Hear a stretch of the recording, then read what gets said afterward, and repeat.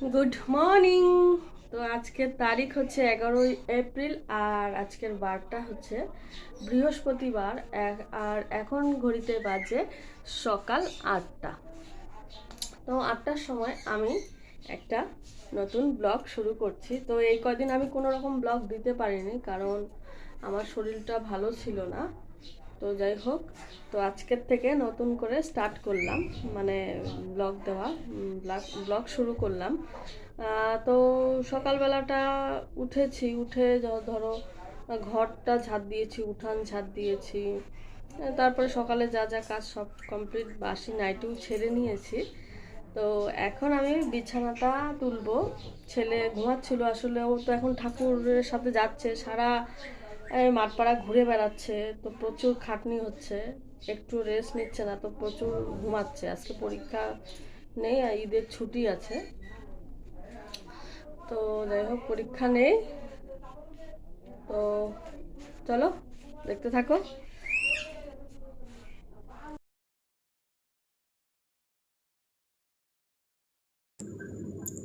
তো দেখো, এই যে এখন বিছানাটা তুলছি। ছেলে সবে ঘুম থেকে উঠলো, তো বিছানাটা তুলে নিচ্ছি। আজকে বিছানার চাদরটা চেঞ্জ করব, মানে একটু কাচাকুচি আছে, মাথায় শ্যাম্পু ট্যাম্পু দেব। তো এই ব্লগটা হচ্ছে বৃহস্পতি আর শুক্রবারের দুদিনের ব্লগ, বুঝলে? তো এটা আপলোড হতে হতে ওই শনিবার আপলোড হবে সকাল 8টার দিকে। তো যাই হোক, বিছানাটা তুলছি এখন। তো দেখো, জানলাটা খুলতে নিয়েও আবার খুললাম না, কারণ ওই আলোটা পড়ছে তো মোবাইলে, তো কিছুই দেখা যাচ্ছে না। তো যাই হোক,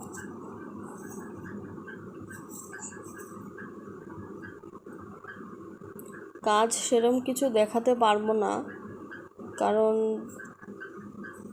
আমার মোবাইল যে ট্রাইপডটা, ওটা ভেঙে গেছে, এটা নতুন কিনতে হবে, এইভাবে ভিডিও করা যাচ্ছে না।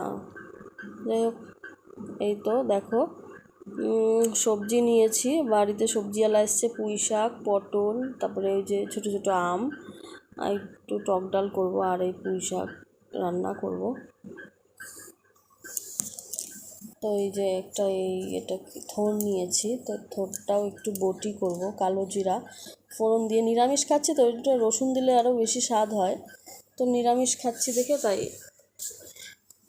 দিলাম, মানে খালি কালো জিরা দিয়েই হবে। আর এদিকে দেখো, স্নান টান সেরে সমস্ত কাজকর্ম সেরে বা পুজো দিয়ে দেখো প্রচুর পরিমাণে কাচাকুচি করেছি। তো দেখো, বৃষ্টি বৃষ্টি, তো দেখো একটু দেখাচ্ছি তোমাদের, জামা কাপড়গুলো মেলে রেখেছি, সামনে দড়িটা নিয়েছি। তো যাই হোক, এই জন্য মেলে দিয়েছি, না শুকালে তো এত জামা কাপড় কোথায় রাখবো। তো আজকে তো বৃহস্পতিবার, তো বৃহস্পতিবারের পুজো দিলাম দেখতেই পেলে। আর আজকে তোমাদের বলেছিলাম যে যেদিনকে গাজন হবে, তারপরে ডালা চালান কালকে হবে, আজকে গাজন হবে, কিন্তু কি হবে বুঝতে পারছি না, কারণ ওয়েদারটা কিন্তু বৃষ্টি বৃষ্টি ওয়েদার। তো দেখলেই সব জামা কাপড় ধুয়েছি, তো খাটের স্ট্যান্ডে মেলে দিয়েছি, বাইরে বারান্দার মধ্যেও দড়িটা নিয়েছি, তো সেখানেও দিয়েছি। চলো ওয়েদারটা আরেকবার ভালো করে দেখাই তোমাদের। তো দেখো ওয়েদারটা, মেঘলা মেঘলা ওয়েদার। এই যে আমার ভাসুরের ছেলে দাঁড়িয়ে আছে, ও হচ্ছে গৌরী সাজবে শুক্রবারে সকালবেলায়। তো বৃষ্টি না হলে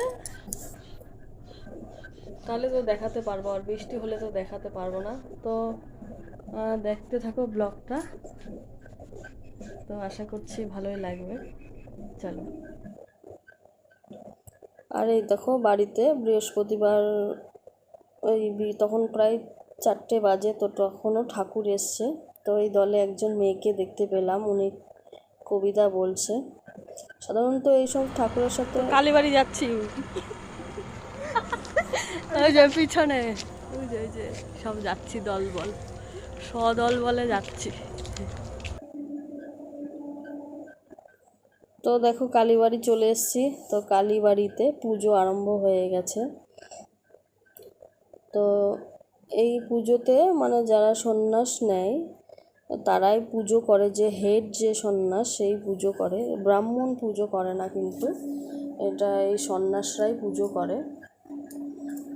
তো প্রচুর পরিমাণে সন্ন্যাস, এই সন্ন্যাস সারাদিন না খাওয়া, উনি হয়তো রাতের বেলায় একবারে খাবে, সারাদিন শরবতের ওপরেই আছে। যতদিন ধরে ঠাকুর নেমেছে প্রতিদিনই ওনার না খাওয়া, রাত্রেবেলা করে হয়তো খেয়েছে একবার, এই তো।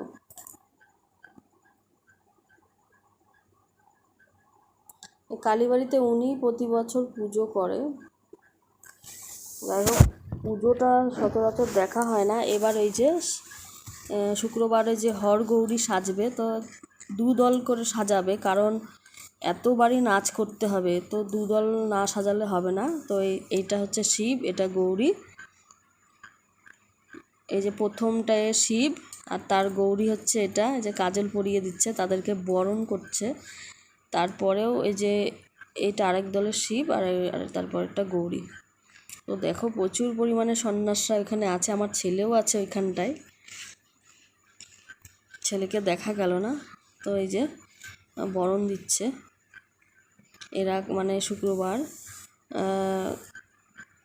না মানে হরগৌরী নাচবে সবার বাড়িতে বাড়িতে।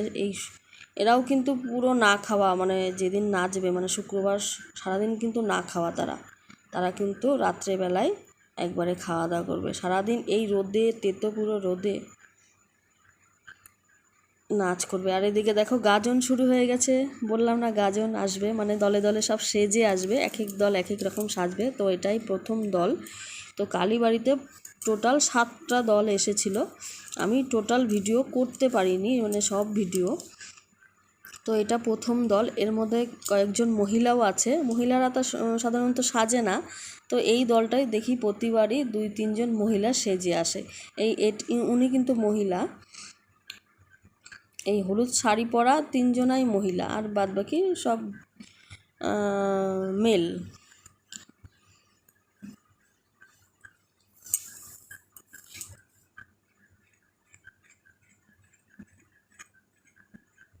তো এই যে একদল শেষ, আর এই যে এটা হচ্ছে কালীবাড়িরই সন্ন্যাসরা সেজেছে।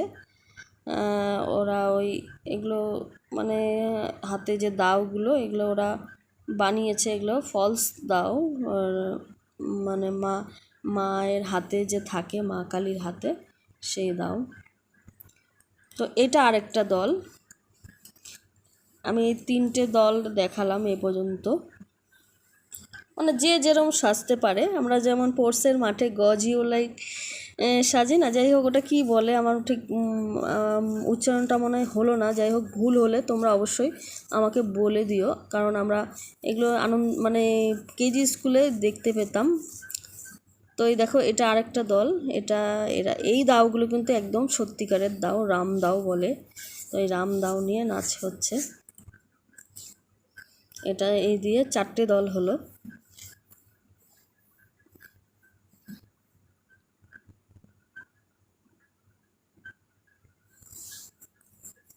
তো আমি পুরো দল তুলতে পারিনি, মানে সবগুলো 7টা দল এসেছিলো টোটাল। তো তুলেছি কিনা আমার মনেও পড়ছে না, দেখি ভিডিওতে তা দেখাই যাবে। তো প্রতি বছরই এরকম হয়। এই যে এটাও হচ্ছে কালীবাড়িরই, মানে এরা হচ্ছে জুনিয়র, আগেরগুলো সিনিয়ররা সেজেছিল, ওই যে দাও মায়ের হাতে যে দাওগুলো ফলস বানিয়েছিল, আর এগুলো হচ্ছে জুনিয়ররা সেজেছে। এর মধ্যে কিন্তু আমার কুর্তিও আছে, একজন নিয়েছে।